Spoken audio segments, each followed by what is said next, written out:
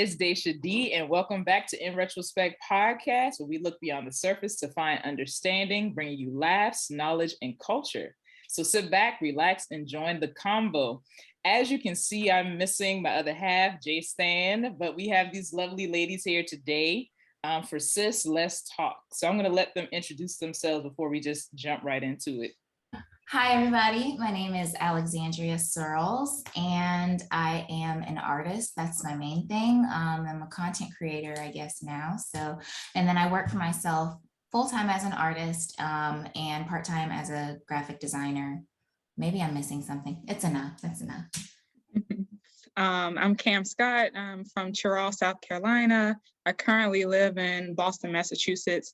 I'm a software developer and data analyst for a high school. So I work in education technology. I just recently started a virtual networking group for women battling with endometriosis. It's called Even with Endo. And I'm yo.scotty on Instagram if you want to follow me. And then my link tree is there with the link to the network. Lastly, I'm working on a 501c3 for a organization called the Expansion Lab to help Black and Brown students explore the world sooner so that they're competitive in the workspace, so that they've seen the world. Being a first generation college student isn't scary. They have mentors. They have people who look like them in spaces they want to be in. And so those are the things I'm working on.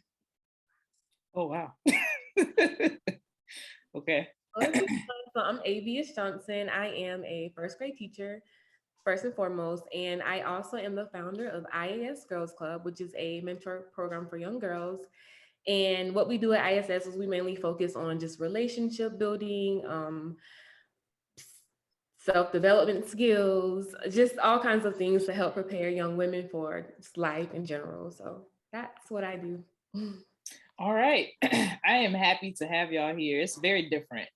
I'll say that, having all ladies versus just guys or just Justin. All right. So we're going to kick it off with Let's Unpack This, where you guys send us your situations, your questions, and we give you advice to the best of our ability. Okay. So I'm going to just read it exactly how it's written. It says, Yerp, I'm going to send this and see if y'all get to me. Me and my girl have been together for almost 4 years. I want to marry her, but I'm losing attraction towards her. When we first met, she was kind of on the slim, thick side, which I was cool with. We both put on that happy weight in the beginning, but she never stopped. I've told her before that she needs to work out and stop going to all these brunches and Uber Eats at work. She always gets pissed when I bring up what she eats, which turns into us beefing for days. I know women are sensitive about their weight, but I don't know how else to drop hints that I'm not liking what I see without saying it, you know? At this point, she has put on at least 50 to 60 extra pounds, and I'm not feeling that or her. I thought she was the one, man. At this point, I don't know. How should I handle this? Well, that was a lot. Yeah. Ooh, out the gate. So I have a few thoughts. Okay. First, maybe we're lacking some information, because if she's comfortable with her weight and where she's at and she doesn't want to lose any weight, if she likes the way she looks, then that's an issue, because she has no intention of losing weight, which is fine because she likes the way she looks, which it seems like, because she's getting upset that he's bringing it up. And if that's something that's really important to him in regards to him being attracted to her, he might have to make a tough decision. Like, I'm just thinking, like, realistically, people, if you get with somebody and you feel like, hey, I want to be attracted to them, it can end up being, bad further down the road if there's a specific type of woman he's more attracted to. But then I also think, like, if you're at a point where you want to marry this girl and you claim to love her, and you love her however she's packaged as well, so would it even be a question? I don't know. I'm not a guy. I know, and I know even in just relationships, from any point of view, being attracted to that person is important. But as you grow in love in a relationship, you know, when you get older in marriage and all that stuff, you know, gravity happens. People pick up weight, they lose weight, they lose hair, all kinds of things end up changing. And so if he can't handle a change this early, he probably won't be able to handle one later on either. I don't know. Very true. I completely agree with Alex. Like you said, if you claim to love this girl, you're ready to marry her, it should be way beyond outside looks. In my opinion, love is more about the person, getting to know them, you know, liking other things other than what they look like. Yeah, that's a part of it. Like attraction is very important. But if you, like you just said, if you're ready to marry her, that should not really be, that shouldn't have you ready to, like, you know, let go of her. Shouldn't be that big of an issue. But if it is, definitely bring that up, talk to her about it. And like you just said, Alex, they may need to go their separate ways, especially if she's comfortable in her skin, because that's the most important thing. And if she's comfortable being who she is and how she looks, and she loves herself how she is, then I would leave anyway. If you're trying to pressure me to be something that I don't want to be, you know? Yeah. Yeah, I think this is tough given the way men police women's bodies, right? So this is a challenging topic, but I think preferences are a real thing. So if you prefer to be with someone who is fit, who does work out 4 days a week or what have you, I think you should legitimately pursue that preference. We are able to adapt and bend our preferences, and maybe this is one of those cases where he should exercise that practice, because I worry that if you commit to someone long term and then you suppress this true desire that you wanted, then you're going to have resentment in the relationship, and she won't deserve his, you know, however it manifests, right? She won't deserve those negative behaviors that he has because he, you know, feels some type of way about the way she looks. It's also very superficial.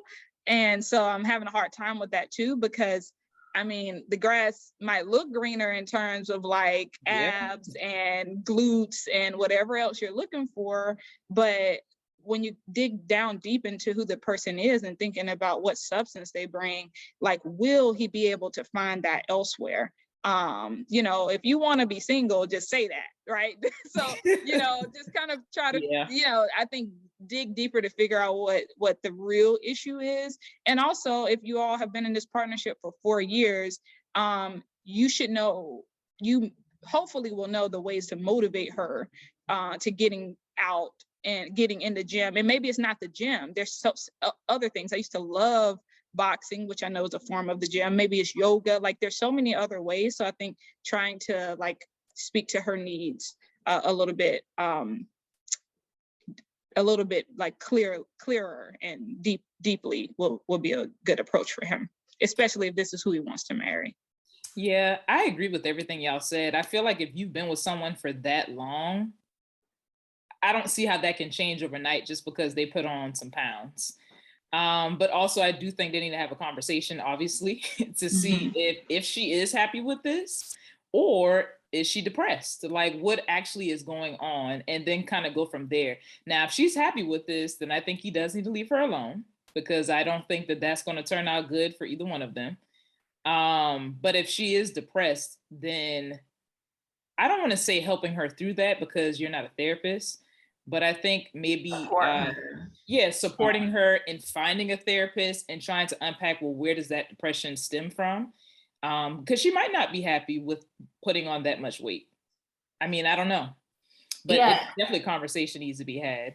Yeah, I feel like there's some factors left out, like just some things that we just don't know. For example, if it leads to a fight first, like Cam, how can I call you Cam? Yeah, absolutely. Okay. Cam, how you said, how is he approaching her with this subject? How is he approaching her with the subject? And then second, what if she's on birth control? Birth control sometimes causes women to gain weight. That too. Or what if she has a medical condition? And then like, just as women, the way our body changes once we like 25 and then the 30s and stuff, like our body starts doing some weird stuff. And gaining weight could be a part of that. And so there's a lot of things, but I think if it's leading to a fight, obviously he's not approaching her the right way. And even how y'all said it's been 4 years, he should know how to talk to her about this at least. Right. And I think it could serve as a reality check. So like what y'all are saying, as far as figuring out what's going on and learning that your body changes over time. But then also, what if she's losing attraction towards you? Okay.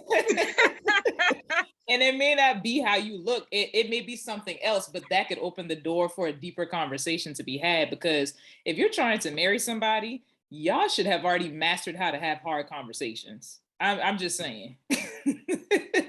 Well, that's the Totally truth. agree. Totally agree. Any other advice? Nah, man, you gotta make a decision. You gotta figure it out what you want and then how to talk to her about it. Yeah. Yeah, like the old people say, like, does the good outweigh the bad? And I think, if this is one of many, cons, then maybe there needs to be a lot more thought put into it. But if this is just the one, it feels really shallow. Yeah. Yeah. Ditto. And love is about compromise. Like if you really love someone, like nothing is ever going to be super duper perfect. I don't think. Like love is a give and a take. It's never, I'm going to get everything I exactly want over here, or it's like no deal. That doesn't happen. Yeah. And another thing I'll say is what you better not do is marry that woman and then cheat on her because you were not open about your, growing unattraction or whatever, right? You need to go ahead and be open about that. Don't waste that woman's time if you really know that you can't sustain an attraction for her for a lifetime. So that's the real right there. I agree. Speaking of dating and relationships, I don't know. Lately on social media, I feel like there has been an influx of podcasts and conversations around specifically what Black women need to do in order for us to be chosen. Some of them are positive, but most of them are not. And so I'm trying to figure out if this is how Black men actually think, or if it's just like a small few who just are popular. And so those conversations, like people just, gravitate towards those conversations. So anyway, that's why I brought you guys here today to kind of start that conversation. I'm going to kick it off with a video that I saw on Twitter, actually. They just go ahead and cut to the chase. I don't know what you want, what you're looking for. People say they're looking for one thing, their actions display another. So here's what I'm proposing. We can vibe, we can chill. A lot of women get on this app and the first thing they want to say is, I'm not hooking up, I'm not fucking, I want your time and energy. I said, okay, cool. That's exactly what y'all about to start getting out here, just time and energy. So here's what I'm proposing in a respectful way. I understand you may not want to open up your legs because something of value is there to you. Well, something of valuable is in me opening up my wallet. So I don't want to use something valuable. You don't want to use something valuable. If it's mutual, let's do that. But what we can do is we can go on a date. You can spend your money on you. I spend my money on me. We can walk, we can talk, we can have any conversation. But that money stuff, nah, that finesse ain't gonna happen no more. Not even with $5. So let me know if you want to move forward. If not, that's okay. All right. So what you just heard was a recording from an app called Hinge. And on Hinge, I guess they allow for you to have like voice messages. Just like if you have an iPhone, you can send voice messages. And that was his opener to the girl that he was trying to go on get to know or go on a date with. So what are y'all's initial thoughts on that clip alone? I think he came in wrong and strong. Like, I just couldn't, like, you coming in hot and it just is not it, sir. She said, how are you doing? Right. Like, what? So I was writing some notes and I said, when he said, let me cut to the chase, I don't know what you want. I don't know what you're looking for. So that says, let me minimize, well, not even minimize, let me actually eliminate your desires. And I'm going to offer a proposal substantiated by my own trauma on the dating scene. No, absolutely not. Like, and to say that something of value is there between your legs to you, it's just so condescending. Like, I just don't, I mean, I have more thoughts. I want to share the airtime, and then yes, wrong and strong. I don't like that he equated her body to his money. Absolutely. Like, those holding the same amount of value. I don't get that, because my thing is this. A lot of guys complain about having to dish out money on this girl, that girl, this girl.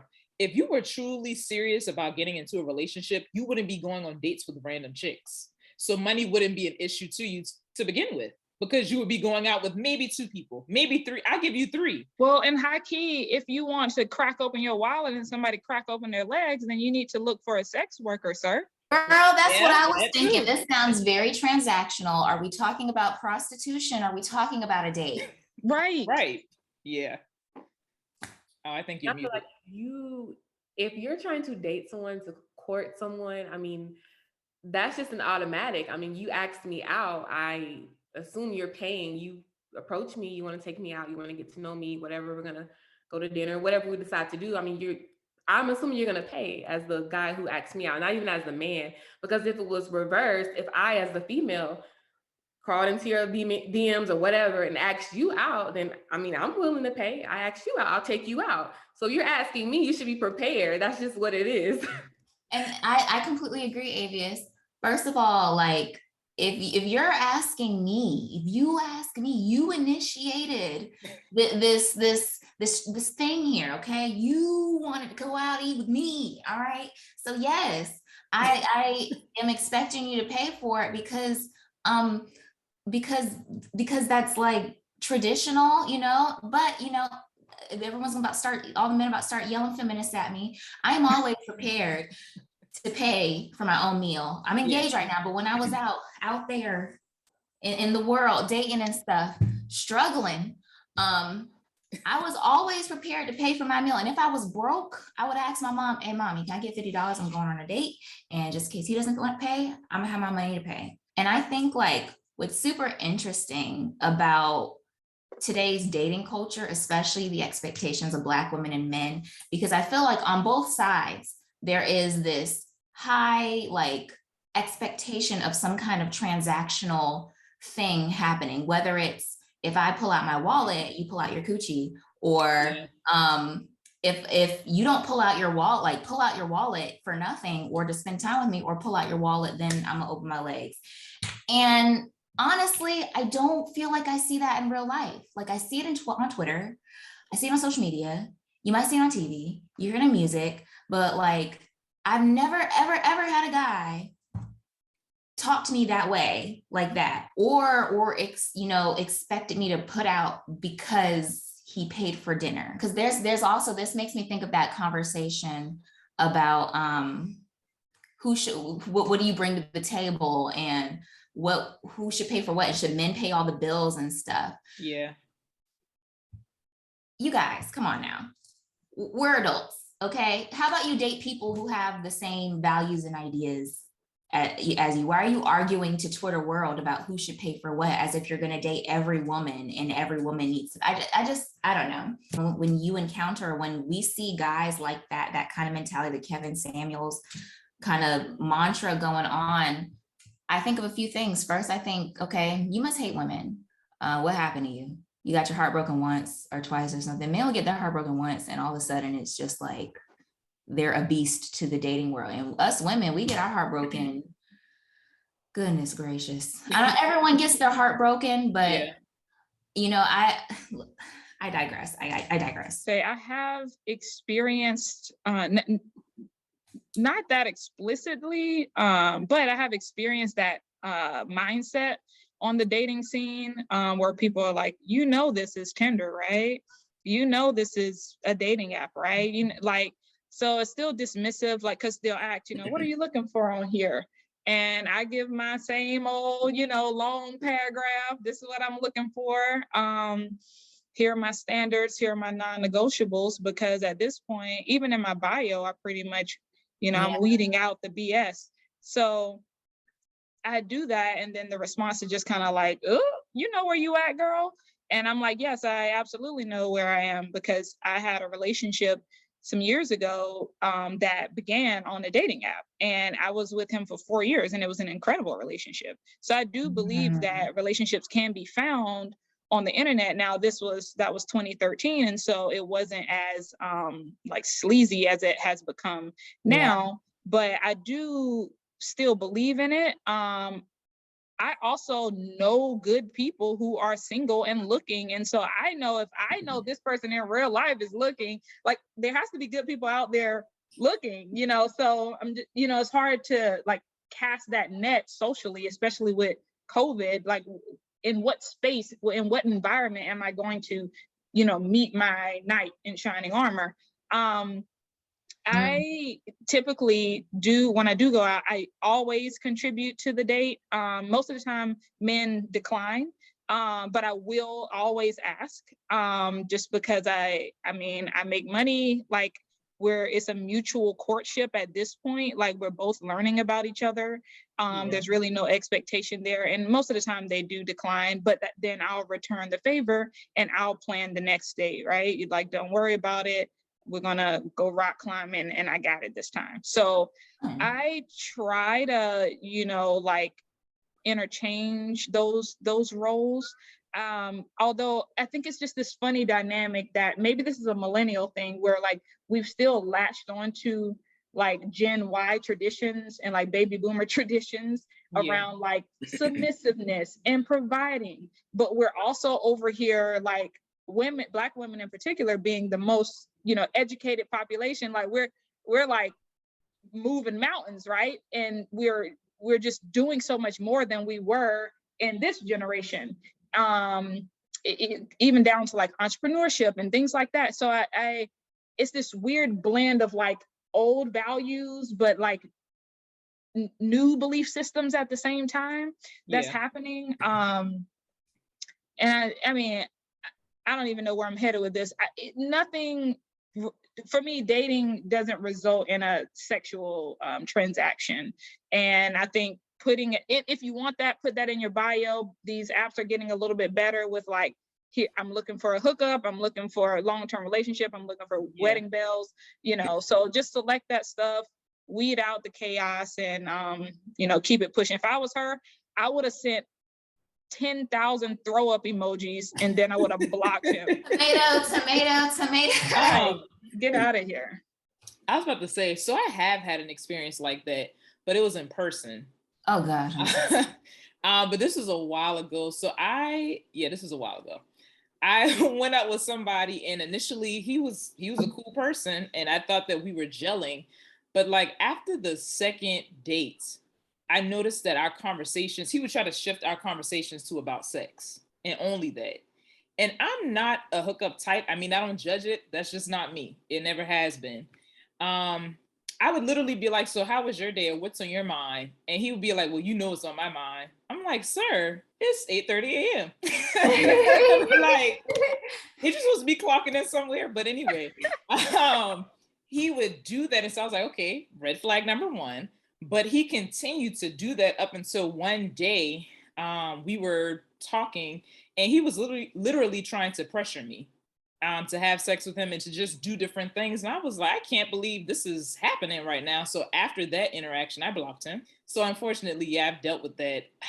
I don't get it. I don't know why they think that when the sun falls, that means my legs open. I don't get it. I don't care if you pay for a meal. I don't care if we have a conversation. If that has not been explicitly stated that I want to do that with you, then we're not. I mean, what I'm thinking is just it's all about transparency, just being straight up about what you want, the boundaries that you set with that person. It can all be so simple, but don't assume because you asked me out, you know, I have to put out. Just have that conversation, see where the person's at. Like you said, Cam, you have it in your bio, what you expect, what you're looking for. And I have heard that some apps are for certain things. I'm not too I've familiar. heard that too. I heard that Tinder's for like, people who are trying to, just have a good time, and there's Hinge and a few others, but I don't know, just find what you're looking for and make sure that person's on the same page as you. I was just going to say, and I agree, Aveus, I was going to say that I think that, you can do lower scale dates. Like, I don't think you have to, bring out all the stops and you're dropping, $500 or $300 on the first date. Like, that to me is crazy.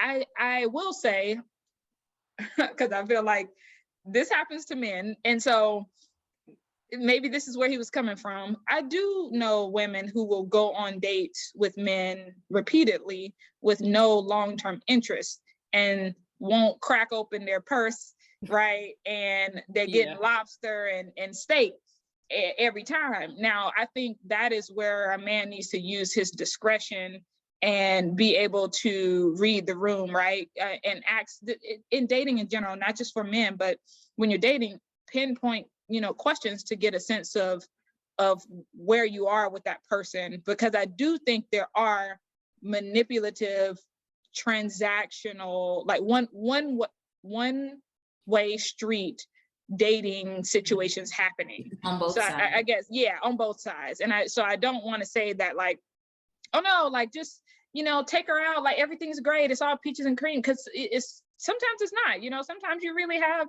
spent quite a bit on this woman and she's not, and that doesn't mean she owes you sex at all, but she isn't interested and she's not taking the initiative to say that, but she's also accepting your time, your money, your energy spent. So I think overall, the dating scene just needs to be more transparent. People have to stop being afraid of conflict, stop ghosting, stop doing all of the like learn how to handle your stuff. We're not like 21 anymore. Like we're nearing 30, in our 30s, and not knowing how to resolve conflict, not knowing how to deal with rejection, not knowing how to reject someone. And it is a part of the process. So, you have to be able to kind of take it all. This kind of like the social dating dilemma that's happening right now in regards to this transactional mentality of dating. I think a lot of it has to do with the value, like he said, oh, it's valuable to you, the value that people place on sex and, that shared intimacy with you sharing your whole body with another person and then equating that to money. It's a childish mentality. Like, I feel like we need to grow up because some men feel like all women are like that. Mm-hmm. And then some women feel like all men want sex. And I feel like what we are perceiving is not as prevalent as it is. Like you asked earlier, when you said, is this what the entire dating pool is like? Or is it just what's put in front of us so much? And I think a lot of sensationalized things on social media gets pushed forward the most. But then what happens is we get this cycle of people seeing that behavior, thinking it's okay and emulating it. And then another thing I think we can consider is, and I think I might be getting too deep into stuff, but the algorithm on Twitter, especially Instagram and stuff like that, Instagram will show you basically things that you already believe and agree with. So if you are on social media constantly, and then you're constantly shown things that you already agree and believe, you're not ever faced with an opposing opinion or a different viewpoint. I agree that social media, because it was going into actually what I was going to bring up next, is that you have social media influencers and these podcasts. One of the biggest ones would be Mr. Kevin Samuels, who gets millions and millions of views. He's even had celebrities on, including Nicki Minaj. But he is a self-proclaimed relationship expert. He says that he is trying to fight the good fight so that Black people can start getting married again, and we can improve as a collective. So do you guys feel like Kevin Samuels and other male podcasters have peed in the dating pool? I just think it reinforces bad ideas.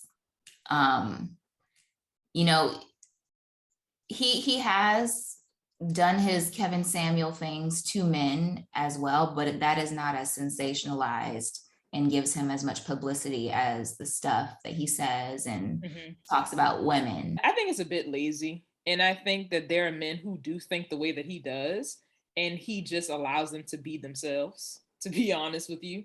And some of what he says can be very harmful. I mean, I was in a room on Clubhouse, I want to say like 2 weeks ago. He did an interview on a different podcast where he talks about disciplining your wife, and saying that there is domestic discipline. If she can't get it together and you have exhausted every other option, then you have the right to discipline her. You guys can have a safety word. And so what did men do? They took that, they went to Clubhouse and they created a room talking about how they discipline their women. And it was hundreds and hundreds of people in the rooms, of course, going back and forth. So that's what I mean. Like, he gets up and he smiles and he's making this money from saying the bullcrap that he does, but it's harming women. Honestly, it's harming women. And the men who go along with it, they're lazy. Because if someone can feed you these random statistics, you don't know who did it. Pookie and Ray Ray could have came up with these stats. You wouldn't know because you're taking it as law, like Alex said, and you're presenting it. I had an entire argument with a guy. He brought me these stats. I had no idea where these stats came from. It happened because I was like, oh, do you watch Insecure? That's one of my favorite shows. And he was like, yeah, I like it. He asked me, which character do I identify with? I was like, probably Molly. I feel like I tend to be very tunnel vision focused on other things and not love. And so he was like, yeah, like most Black women. I was like, oh, okay, what does that mean? Tell me more. And so he was like, y'all are too focused on being independent. That's why only insert random percentage of y'all are getting married. Do you know? And I was like, well, I think it's for a number of reasons. I think millennials in general are marrying later. I like stats showed that we are not as focused on getting married, and we're not getting married straight out of college. But he wasn't hearing that. He basically was trying to chalk it up to Black women having bad attitudes and emasculating Black men. So yeah. Well, let me start off by saying that I didn't know who Kevin Samuels was until I had to do some research for the podcast. I like to say that because I want people to know, and I guess this gets to Alex's point about the algorithm. I probably said not interested to his content years ago, and so I just haven't seen anything about him. So I got through all of 4 videos before I was disgusted. And I was just like, I can't give him any more of my views.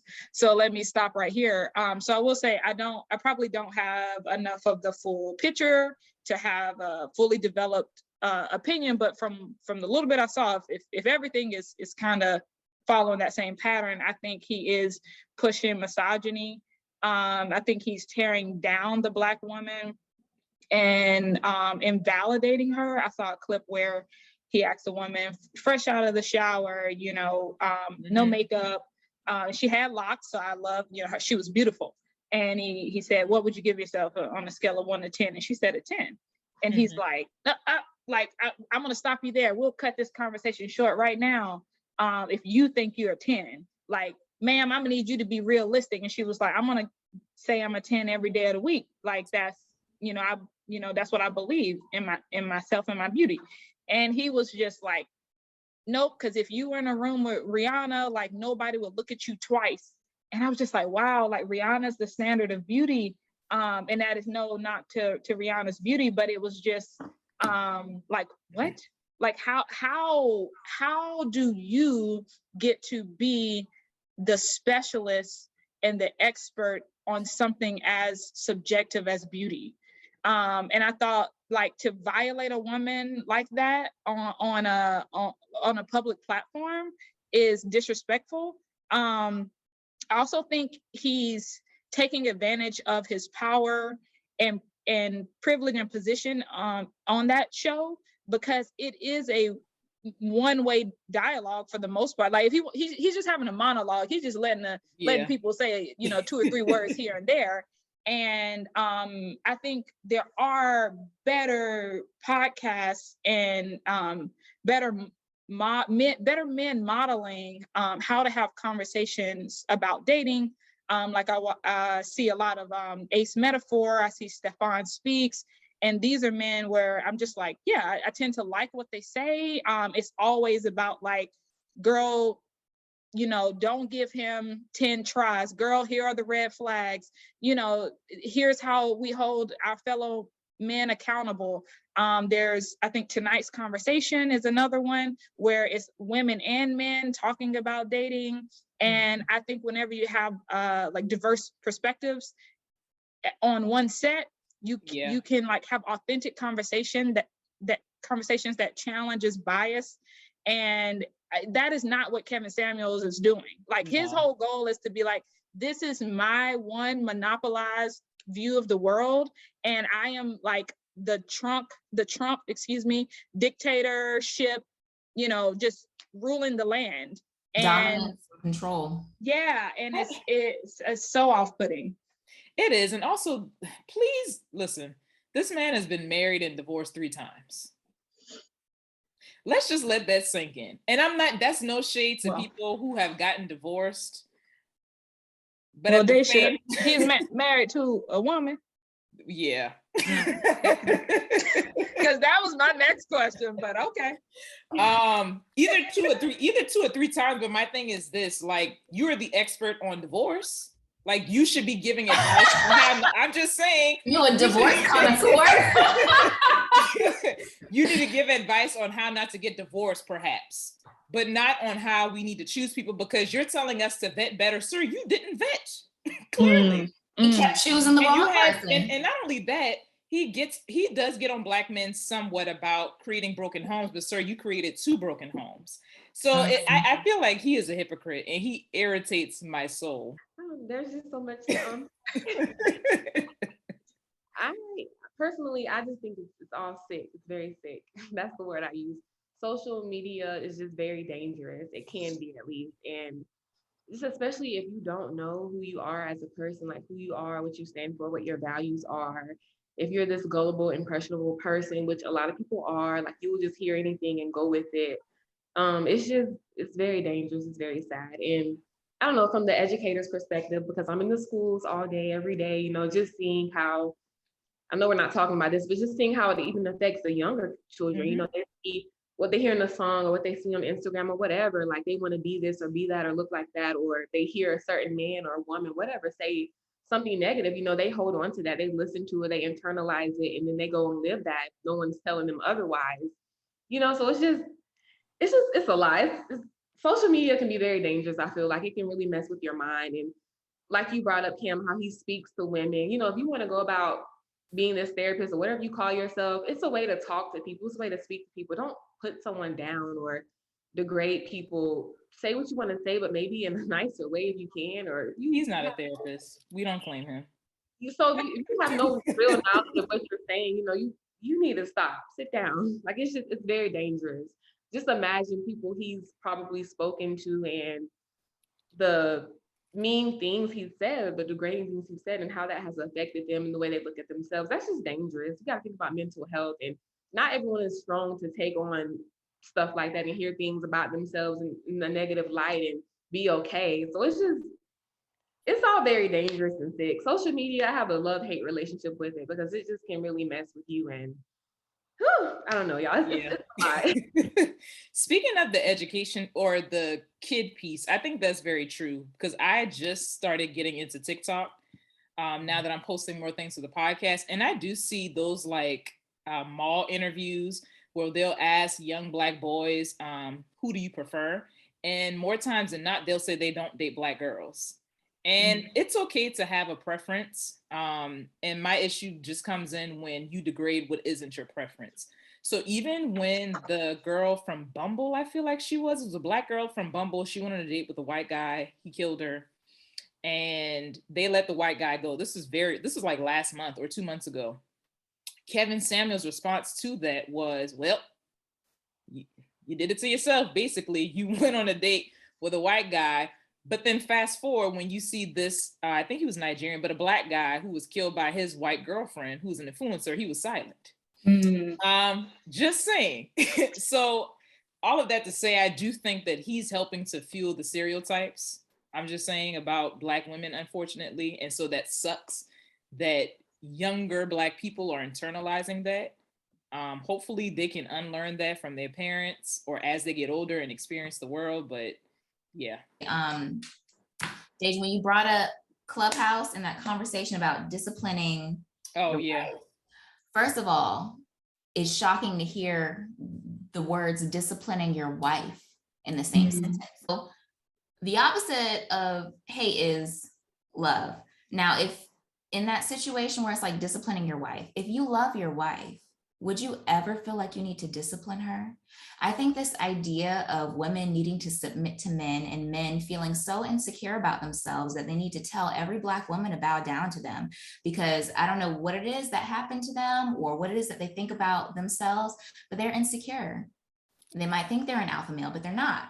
You're insecure because if you have to scream how strong and how powerful and how dominant you are to everybody else and show everybody else how all that stuff, then that's really not true within yourself, because a true secure and powerful and dominant man doesn't need to do all that. They don't need to remind people of how powerful they are all the time. Do you see a lion walking around the jungle saying, hey y'all, I'm a lion? Or is a lion just a lion? And I say that to say this. The idea of women submitting to men in a marriage or a relationship, first of all, I don't know why men think we need to be submitting to them if we're not married, okay? That's it's a date. We're boyfriend and girlfriend. I owe you nothing, okay? We're not married.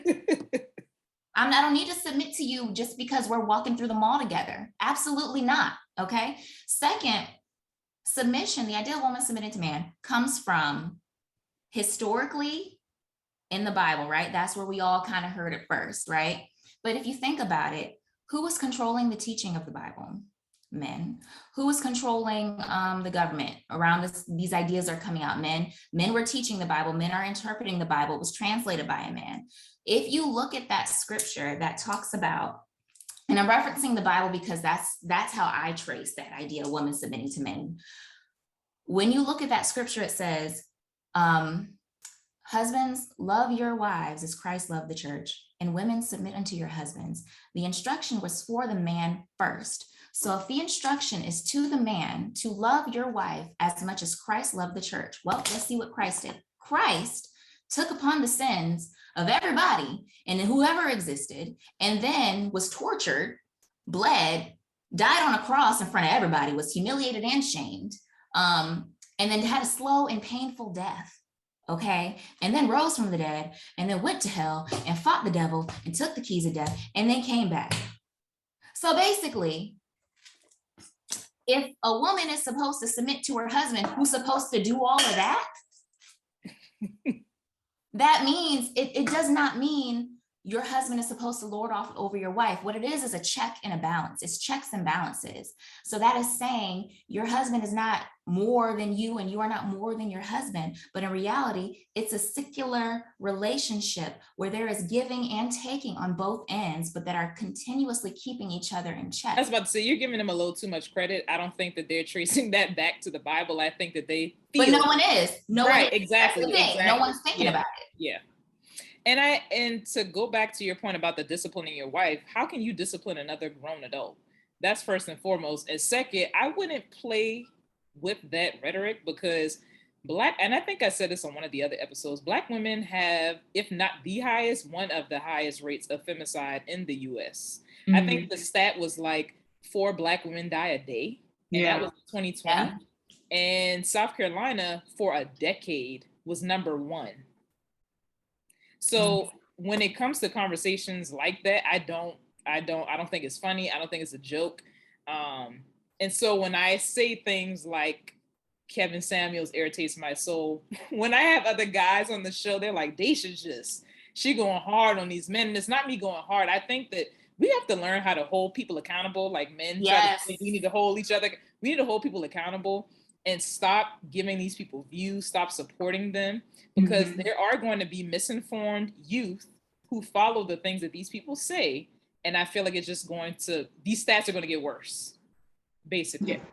So yeah, I thought about it in relation to the like peeing in the dating pool.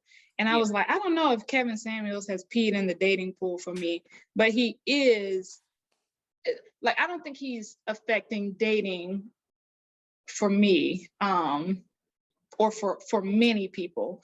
But I do think he's a menace to what humanity is.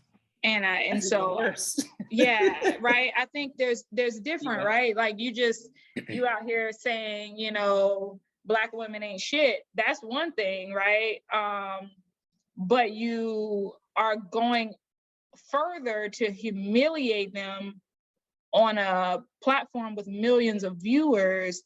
And I'm sure his fan base is probably primarily people of color, just assuming here, but I'm just like, this is what they talk about. Like, Black men devaluing Black women. And this is this box that we can't get out of already. And to amplify it is harmful. So I think no, I can't tie him to dating for me, the dating pool for me, but I can tie him to a poor example of what it is to be a human being and to treat people humanely. I wholeheartedly agree with that. Agree. Yeah, definitely. One of the biggest things, removing from Kevin Samuels, but one of the biggest things that I do hear a lot of men say is that we all just need to choose better. If a woman is talking about how she's going through a breakup, or she's just talking about the different ways that she's been hurt by men, and they say choose better, what does that response, like, how do y'all feel about that response to a woman's outcry? Mm-hmm. Because you don't first know the entire situation, and then second, you could say choose better to a man who is complaining about women always spending up his money or something like that. I've dated a guy before. He presented a completely different dude to me than the way he actually ended up being. Like, it was bad. Like, he presented like this real professional, dude and everything like that, and smart and intellectual and this, that, and the other. Come to find out later on, he could barely hold a conversation with me. He didn't own his car, it was his dad's. He also lived with his parents, and he had a kid, and he didn't have a job. And I was just like, wow, all these new things just keep coming out of nowhere. And then the day that he was sitting on my laptop sending out job applications, I was like, okay, how did I end up here?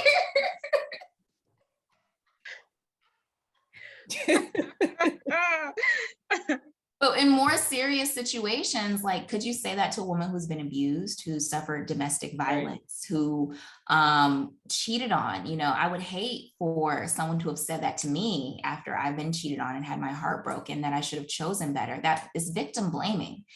I agree. Some men say choose better, but how about be better? And again, it goes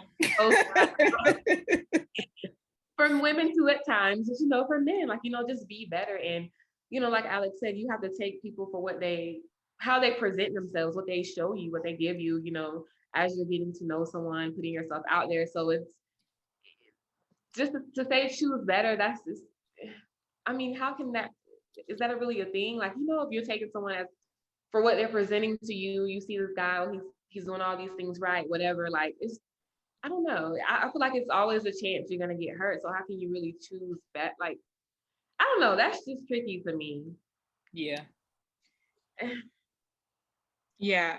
I had literally written down be better. So I'm glad you said that. I think that would be my response, and I'd scream it for the people at the back to make sure they hear it too, because I think, men can present in a way that is polished and feels homey or feels safe. And then, you can totally, have your like emotional grounding uprooted by a man in his chaos, right? So I think, like, I've had men, very few, but I've had men be like wolves in sheep's clothing.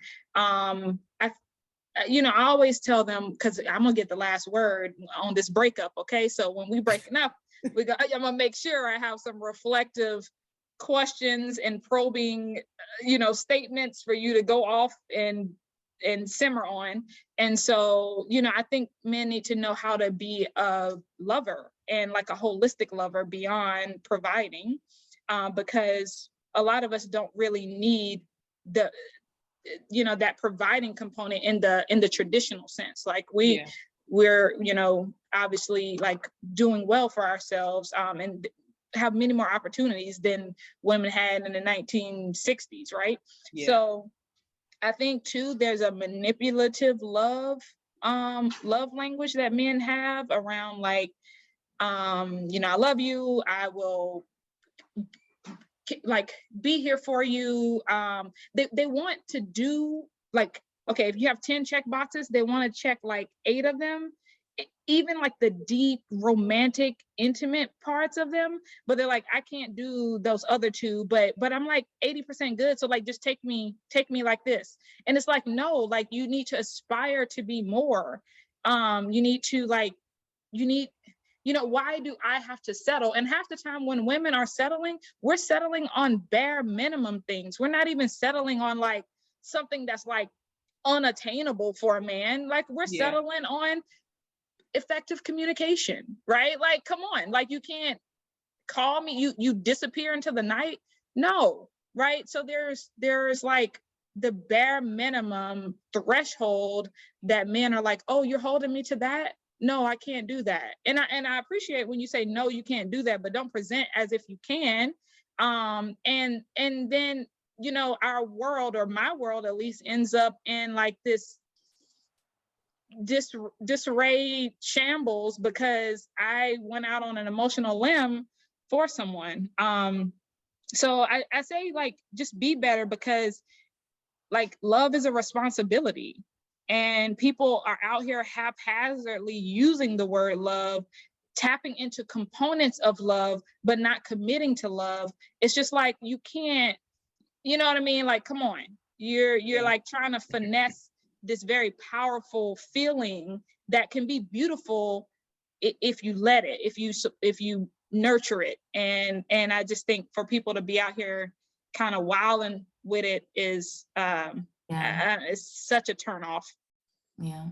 I agree with the being better. I have heard men, again, I've been on Clubhouse a lot lately, but I've heard, it was a guy on there, he was like, ladies, I promise y'all, if y'all just raise y'all standards and y'all require more, then we'll be better. And I said, sir, respectfully, your access to a woman should not determine whether or not you're going to be a good human being. Like, if you want to grow as a person, then do that. Yes. That, and then also, I feel like the response of choose better is disingenuous. One, because I feel like Black women specifically are evolving. We're going to therapy. We're trying to work out and be healthy. We're trying to be better people. And so, yes, y'all need to now do your part. But also Sierra is now choosing better, and y'all still have things to say to her. It's like they feel like she doesn't deserve healthy love that didn't start off as struggle love. I don't get it. So I think they're just gonna be mad, just to be mad. I don't know. Yeah. I wonder how many of the Kevin Samuels, or these men who have all these expectations of women, how many of them have seen healthy relationships? Mm-hmm. One thing I've learned being in the relationship that I am now, and I'm engaged now, hallelujah. But being with my fiance has taught me more about myself than being single has. And it's not a competition between us. And this is the difference I find with my healthy relationship now and then other unhealthy relationships that I've been in. It's not a competition. And whenever we have a disagreement or something comes up, we talk about it and it's compromise. But the thing is, I'm always, because of how good he is to me, I'm always trying to grow to be a better person for him. And I feel like and vice versa. And that's because we love each other. So we want to be better for each other. So before we were together, I was getting better for myself. And then when we got together, it was like, now I love you so much. I respect and value you so much. I will change things about myself for you, but I know you do not expect me to change so much outside of who I already am, because you chose me like this. And I think like when you go into a relationship, if you're aiming for marriage or you're aiming for something serious, you have to come in with a mentality that's unselfish, basically, and being willing to change, but doing it through love. You know, if you love someone, if you love your wife, you're not going to talk about disciplining her. Okay, you're going to talk about having a conversation with her. If you just have a general love for your fellow human being, why would you victim blame them for them getting hurt? Why not show compassion? I don't know. And I have a follow-up thought that Alex triggered is my rebuttal to that would be for men to choose, because how many times have, you know, maybe some of us on this call or other women found out about a whole nother lady, like, come on, you know what I mean? So you telling me to choose better when men are out here keeping all the eggs they can in every basket, and right. So it's just like it's so hypocritical to say choose better, and but it's okay for you to dibble and dabble and kind of like take 4 or 5 years to be dating the same woman, 9 years to be dating the same woman, and never, you know, commit to her, never move on to engagement in marriage. Like, what I need to say, like, when are y'all choosing? Right. Because if you lack dick discipline, then how do you think you should be leading anybody, sir? If you can't choose and be intentional about who you are courting to be with, then why should that person be submitting to you? I feel like before you can commit to somebody, you have to commit to yourself. And if you can't commit to yourself, then what are we doing? and they're super lost in terms of like, and I know this, I feel bad saying this. I came from a home, like, you know, my parents have been married for 25 years this year. But like, if your mom isn't a wife and you grew up in a single mother home, like what role models did you have, you know, to help you understand what marriage could look like for you? But you want someone who's cooking for you, rub on your head when you feel bad, you know, be all these things, come to your sports games, like, you know what I mean? Bear your children. I'm okay to have a whole child with you, but you know, you can't commit beyond that, which, you know, is so crazy to me. Which a kid is more of a commitment. Yeah, isn't it? What did you say, Alex? I agree. Like it's kind of like, okay, so we can have all these kids, but we can't be together. You know, if people want that, if that's what they want, you know, why play around with somebody like that? And which also made me think about something that I forgot about earlier, the value of about having sex. Like, why are we like so about like, oh, sex, and then like, oh, a serious relationship? Whoa.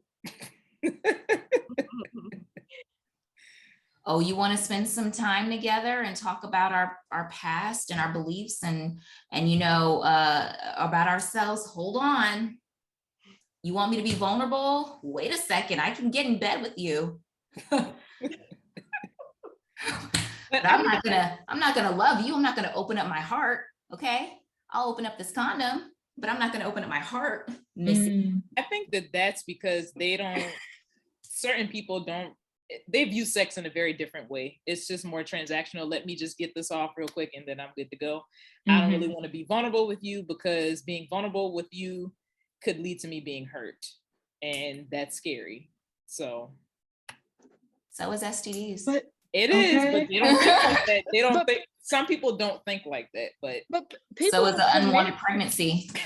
Okay, and people will commit to long-term situationships. I'm definitely what do you call it? I don't want to say victim. I've done that. I've been there, done that.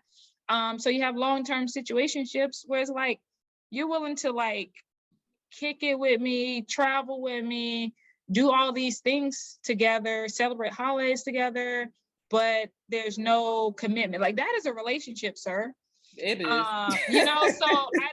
I don't get it when people are so afraid of the C word, the commitment, the R word, the relationship, but they're willing to do every other component of what a relationship entails. And I guess,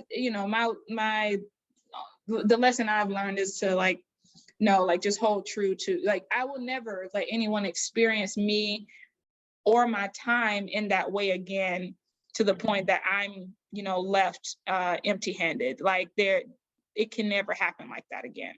So I think, that's something important for women to take away from this, because while that person may be tremendous, may be a tremendous asset to your life at that time, for the things you're going through, if it will never be what you truly want it to be, it's better to let it go from the beginning. It's better to not even grab onto it as a possibility.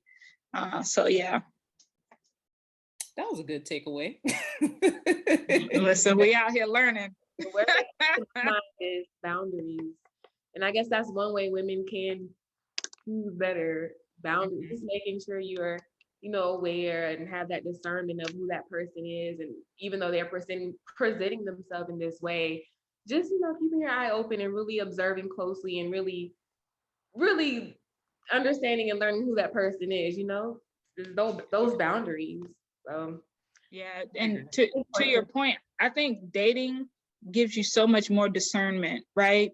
6 years ago, I wouldn't have been able to talk about this stuff with as much, through a critical lens, the way that I can now.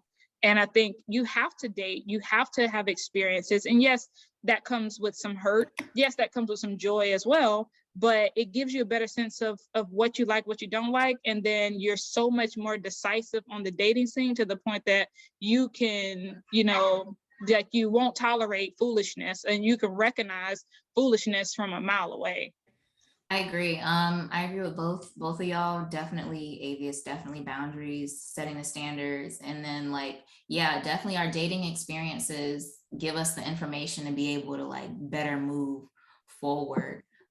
Which makes me think people who are coming up in the dating scene, find a community of women, find a community of men and women to have these kind of conversations with, and get that knowledge from them.